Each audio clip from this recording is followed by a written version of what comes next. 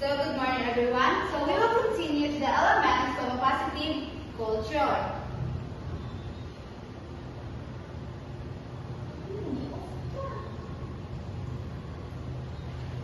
So there are 12 elements in a positive culture. The first is collegiality, experimentation, high expectation, trust and confidence, tangible support, reaching out to the knowledge base, appreciation and recognition, caring, celebrating, humor, involvement in decision making, protection of what is important, tradition, and lastly is honest and open communication.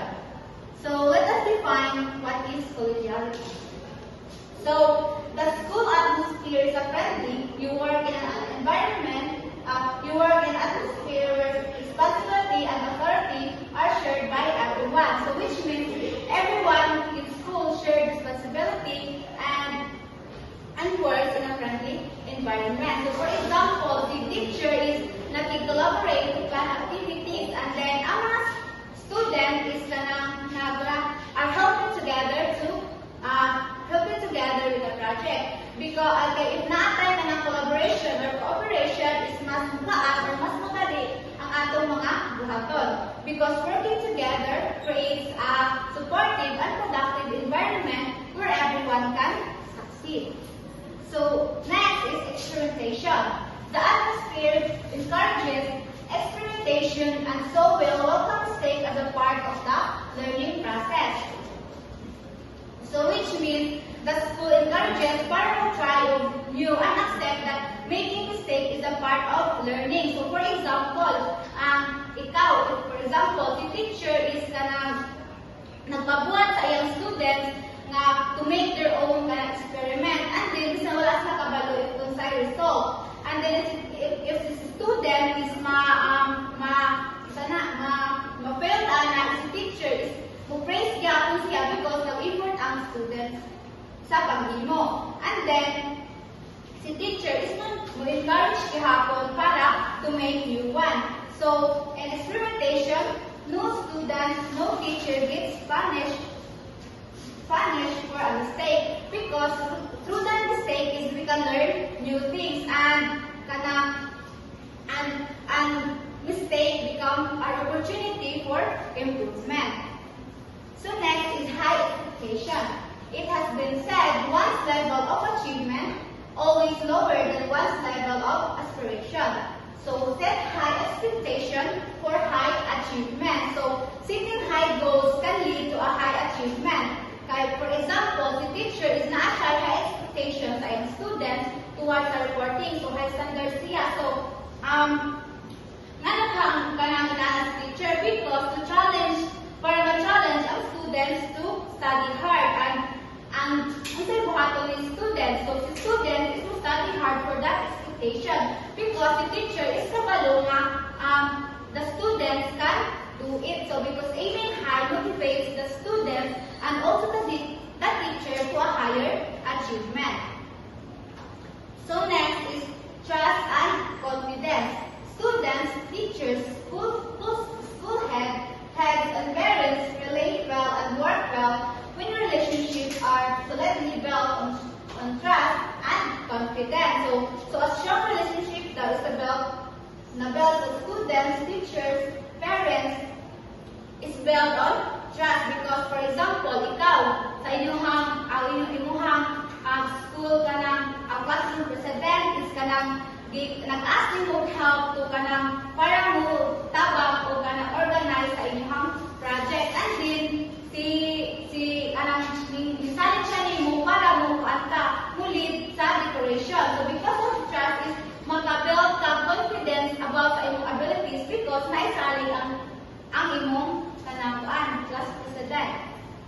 Because if not-trust is mas comfortable ta and trust creates a safe and supportive environment where everyone feels respected and valued. So next is tangible support. Everyone in the school community gives complete support for the good that they do. Support comes in not just in word but in action. So means helping or rewarding someone Nga dili lang kay pingag thank you or good job, but by showing it through action. So for example, ang mga students is ga-organize para sa school event. And then, ang kanang ang teacher or ang school is kanang muhatag nila certificate kay kanang kuan for helping the school to organize the program, and means that turning thank you into action nga ma-feel o makita sa mga students. Next is reaching out to the knowledge base. Teachers care to grow professionally to update themselves on a content knowledge and pedagogy. So, learning never stops because teachers continuously learn to improve ang ilang teaching skills. Kaya if mag-study sila on new ideas and way to teach is ang mga students is maka-learn more effectively. So, for example, si teacher mo, appeal siya o ng mga seminar about sa mga teaching skills or magbasa siya sa libro para maka-learn siya o mga new knowledge. So, para ang student is makasabot dahil sa lesson. Because continuously learning helps the teachers stay updated with the new methods and improving the quality of education. Next is appreciation and recognition. Certainly, words of appreciation and recognition make classroom climate highly favorable. So, recognizing and appreciating others make the school a positive place. So, for example, gimahimo mo project ni teacher, and then si teacher ni appreciate sa imuhang gihimo, di mo siya nga, wow, nice pa sa imong project, oy, di ba? Kaya di ba, if tutian ka na is maka-feel ka good and motivated about yourself because it makes you happy and appreciated. Because saying good job matters to feel motivated. Next is caring, celebration, and humor. So kids don't care what you know until they know that you care.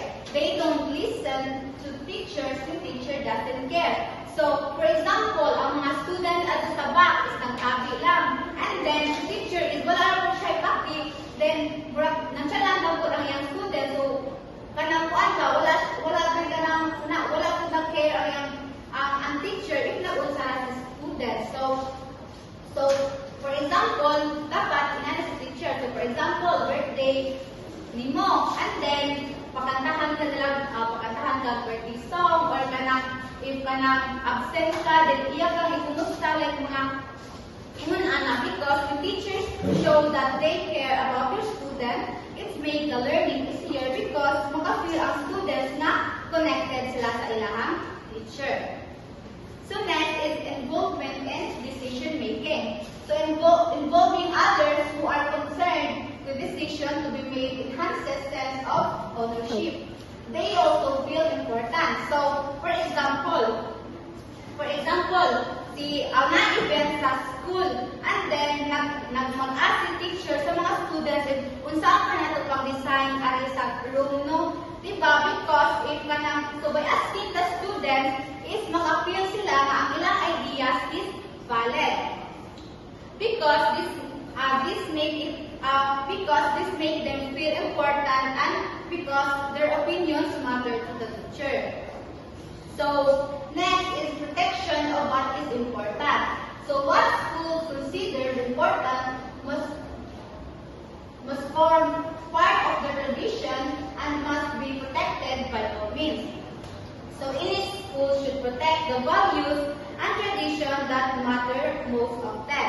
So, for example, the school continuously promote respect and discipline as a core values. And then, ang mga students in that particular school is disciplined and respectful because kung ano man ilang ang ginang-follow or naandang ng mga values na dapat we should respect each other.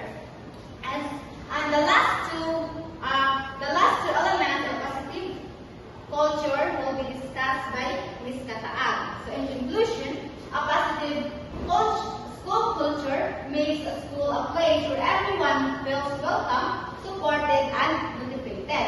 When students, teachers, and parents work together, share responsibilities, and show care for one another, it creates an environment where everyone can grow and succeed. It's all about building trust, setting high goals, and celebrating each other's effort, making schools a positive place where people not only learn but also feel valued. So, mo ni ang